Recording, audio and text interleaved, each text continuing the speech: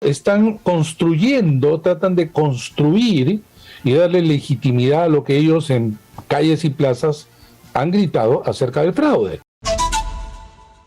Nosotros estamos con el analista político Fernando Tuesta Soldevilla para que nos ayude a entender un poco el tema.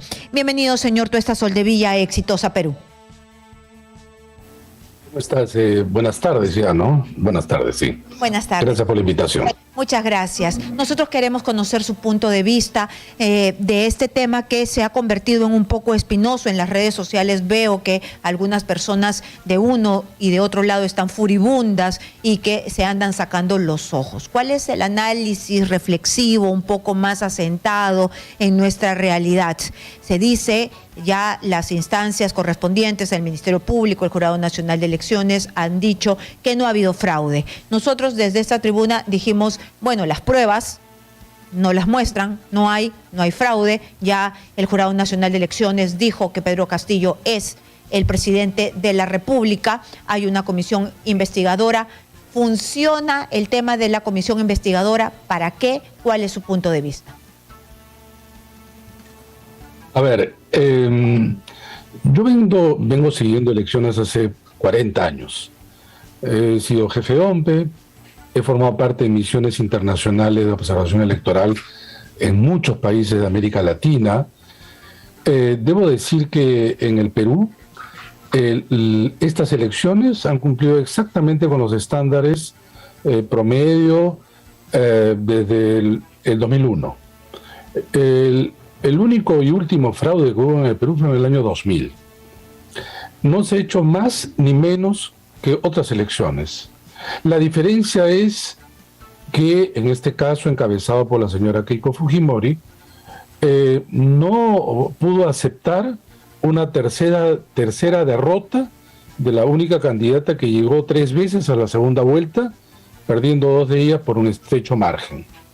En América Latina y particularmente en el Perú, si tú tienes una diferencia muy pequeña, siempre vas a agitar fraude. Digo, no solamente en el Perú, sino también en América Latina. Esto es lo que se llama los resultados ajustados. Esto es parte, lastimosamente, de una falta de cultura política democrática. Lo que han hecho quienes han agitado el fraude es realmente un daño al país y un daño a la democracia que no solamente consistió en todo lo que se hizo entre la segunda vuelta y la juramentación del presidente de la República, sino que ha puesto pues un manto de desprestigio a un proceso electoral que no debió ser así. Y es por eso que ahora, sobre todo en redes sociales, se repite hasta el cansancio exactamente lo mismo y sin pruebas. Sin pruebas. Mira, nuestro ordenamiento jurídico es garantista. Nunca nadie lo observó, lo cuestionó. Basado en leyes, la ley orgánica de elecciones, la ley de organizaciones políticas, los procedimientos, etc.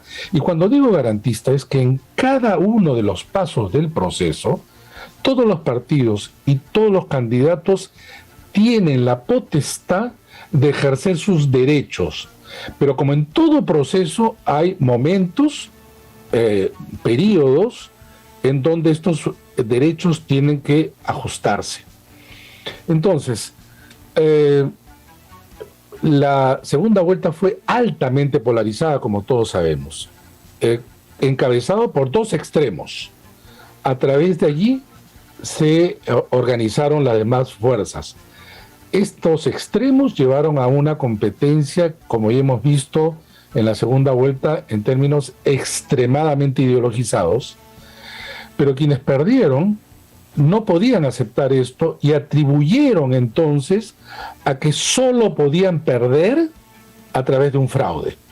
Pero acá hay algunas preguntas que no se han hecho incluso en su momento. Quien afirma que hay fraude efectivamente tiene que mostrar de manera contundente las evidencias que deban ser, repito, lo suficientemente contundentes para que se pueda aplicar los artículos que corresponden a la normatividad presente que permita anular una elección, porque eso es lo que querían. no querían otra cosa sino anular una elección. Pero además, y esto no se dice, si hay un fraude es porque hay alguien o un grupo o lo que fuera que construyó entonces todo un operativo que permitiera que gane, en este caso, Pedro Castillo y Perú Libre.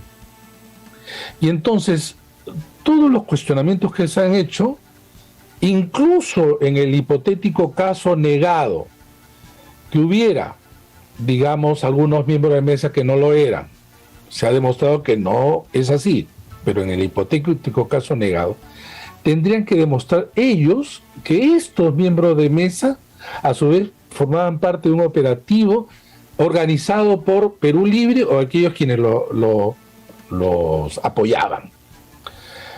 Uno puede creer, para empezar, que cuando se sortean los miembros de mesa, que es en enero, una organización tan pequeña, súper ideologizada, y que ni siquiera tenía idea, ni tenía perspectiva, probablemente ni ambición de llegar a la segunda vuelta como Perú Libre, podía organizar a los miembros de mesa, pero si en el Perú son sorteados, para empezar. Son sorteados, lo que no ocurre en otros países. Pero no solamente son sorteados y cada uno de nosotros formamos parte de una mesa de electores, sino que se sortea para empezar ante aquellos grupos que tienen mayor nivel educativo. Este sorteo es público y este sorteo se publica a los miembros de mesa y hay un periodo para cuestionar.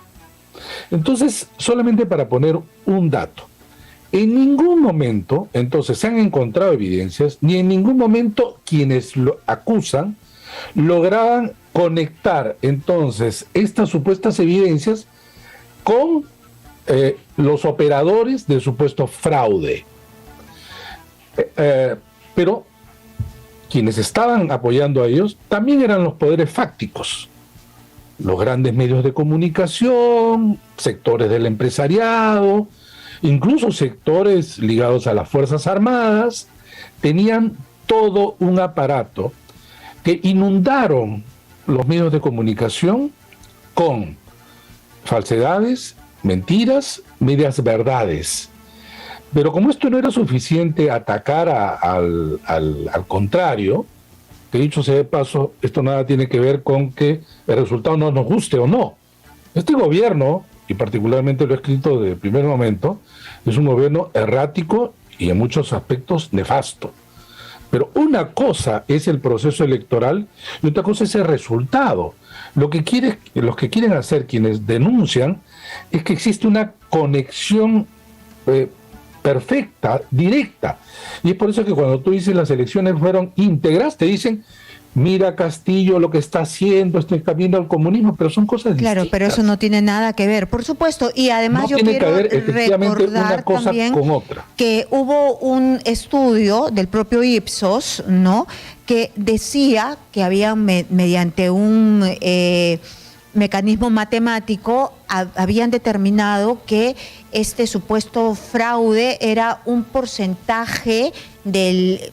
O sea, lo que usted me ha dicho, que es lo mismo que se ha presentado en todas las elecciones, era un porcentaje de mesas mínimo y que no podía ser catalogado como fraude, sino que era un porcentaje de error, ¿no? Y lo dijo Ipsos. Además, para decir fraude tiene que haber prueba, y si no hay prueba, no hay nada. Y cuando no se muestran las pruebas, no hay cómo sostener algo. Ahora, mi segunda pregunta. ¿Tiene sentido mantener una comisión investigadora en el Congreso de la República? El congresista Montoya ha dicho, el objetivo de esta comisión busca no solamente indagar sobre las supuestas irregularidades, que ya la justicia ha dicho que no hay, sino dar recomendaciones de leyes electorales para que no se susciten estos problemas que ellos han determinado que hubieron. El Parlamento de la República evidentemente es la representación política. Esta es una comisión política, encabezado digamos, apoyado y con la iniciativa de quienes no solo perdieron, sino que quienes han hablado de fraude. Ellos son de alguna manera juez y parte. Ya podríamos incluso prever qué puedan decir sobre esto. ¿Esa comisión va a terminar diciendo no hubo fraude? No lo creo. No lo creo. Pero ya no tienen piso, ¿no? Están invitando, están construyendo, tratan de construir y darle legitimidad a lo que ellos en calles y plazas han gritado acerca del fraude. ¿Tiene sentido? Perdóneme, yo he visto, o por lo menos me he enterado de lo que se discute y quienes están incluso asesorando. Son personas que en realidad ya sabemos hacia dónde apuntan. ¿Tienen derecho a hacerlo? Tienen todo el derecho. Ahora, eso va a tener un significado relevante en términos de decir que sí o no hubo fraude. Pues no. Quieren además atribuir a los organismos electorales a que ellos demuestren que no hubo fraude. Perdónenme, en cualquier parte medianamente enterado sobre procesos electorales, esto es un despropósito. Es por eso y es contundente, y quienes hablan acerca de fraude no logran responder a esta pregunta. Ningún organismo internacional de observación, ningún organismo nacional de observación, ningún gobierno ha cuestionado las elecciones en el Perú. Ninguno. Pero entonces, ¿por qué seguir agitando esto que le ha hecho daño al país? Porque en el Perú lamentablemente no es la forma como actúan los políticos. No están dispuestos a aceptar, porque para ellos han asociado a aceptar la legitimidad del proceso con el producto del proceso, que es este gobierno. Es este gobierno. Entonces, quienes hablamos de esto dicen, bueno, porque tú estás a favor de Castillo. No es así. No es así. Si hubiera ganado la señora Keiko Fujimori, hubiéramos dicho exactamente lo mismo. Porque hay que recordar que la primera, cuando fue el boca de urna y Keiko Fujimori iba ganando ligeramente, además ella festejó esto, desde las filas de Perú Libre se habló de fraude. Fueron los primeros que hablaron. Cuando se invirtió y hubo el conteo rápido, estos también se invirtió, quienes hablaban de fraude. Pero ninguno de ellos, en ninguno de los casos, ha habido fraude, digamos, y de ninguna manera íbamos también a aceptar, digamos, una narrativa de parte de Perú Libre, si es que no hubieran ganado las elecciones, que pudieron haberla perdido. Y es necesario, señor Tuesta Soldevilla, seguir extendiendo esto, porque nuestro país está suficientemente polarizado y encuentro que hay una discusión porque se pida perdón de rodillas. Se hizo el daño, ya está hecho el daño, no podemos retroceder el tiempo. ¿Es necesario ese perdón? Son gestos políticos, ¿no? Pero yo no veo en ninguno de quienes estuvieron encabezando y apoyando lo del fraude un cierto nivel de reconocimiento, decir, bueno, las cosas fueron en otro sentido. Claro, pero la población tomará nota, ¿no? Pero la población va a tomar perdón, nota. No le escuché. Me imagino que la población, los ciudadanos, los votantes tomarán nota para luego, después. En mi artículo de hoy día en el diario El Comercio digo, ante una noticia positiva hay 4 negativas. Quiero decir que ante esta noticia positiva, que 7 fiscales ya han dicho que no ha habido fraude, ¿qué vemos en los medios de comunicación? Muy poco. No es carátula. Durante 7, 8 semanas, los medios de comunicación, los grandes medios de comunicación, inundaron dándole una cobertura enorme a quienes hablaban de fraude. Es lo que ha quedado a un sector de la población, lamentablemente. Por eso se sigue repitiendo, insisto, en estos afirmaciones falsas, mentiras, desinformaciones en relación al proceso electoral. Y es dañino, porque vamos a ir a un proceso electoral ahora en octubre, de elecciones municipales y regionales. Los perdedores van también a ejercer, digamos, el mismo, entre comillas, derecho de agitar acerca del fraude.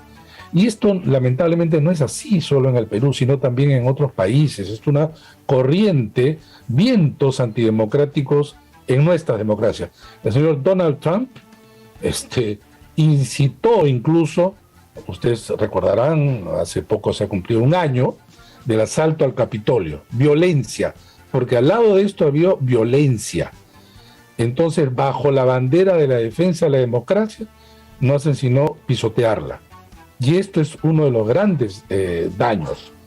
Lamentablemente hemos visto a políticos, medios, abogados de recibo por honorarios agitando exactamente lo mismo y ahora siguen repitiendo en algunos medios de comunicación, ¿no? Esto es ciertamente lamentable. Entonces, solamente para concluir, lo que entiendo yo, que es necesario exponer esto y hubiese sido mejor que los protagonistas acepten que se equivocaron y si piden disculpas mejor aún, porque esto fortalecería nuestra democracia, fortalecería también al sistema electoral, porque los peruanos necesitan pues recuperar la confianza que se ha dejado de tener en todo, porque los peruanos cada vez estamos más aplastados por la desconfianza en nuestras autoridades. Un grado alto de responsabilidad hubiera sido de quienes perdieron, sí, aceptar la derrota y felicitar a quien ganó, como se hace en democracia. Pero no sucedió y es más, han seguido con todos estos eventos y una comisión que, repito, no va a llegar a conclusiones distintas, pero van a tratar de persuadir o concluir de que es necesario, por ejemplo, dicen, modificar las reglas para que no vuelva a suceder. Pues si las reglas están claras, ¿quién las cuestionó? ¿Qué reglas se cuestionaron? De ninguna manera. Al contrario, y yo sí creo que se pueden crear más problemas a partir de modificaciones de reglas cuando no se entiende la naturaleza de las reglas de juego democráticas en elecciones. Bueno, yo estoy de acuerdo con usted porque si con esas reglas ingresaron, con esas reglas se hicieron las elecciones y con esas reglas se debe respetar el resultado final. Ha quedado clarísimo su punto de vista. Vamos a tener al frente elecciones regionales y municipales, además. Así es. Muchísimas gracias por darnos su punto de vista y explicarnos por qué es interesante y relevante que los perdedores, bueno, ya no aceptaron pues en su momento la derrota, pero que ahora hagan un ejercicio pues de relevar esta noticia. Muchísimas gracias a Fernando Tuesta.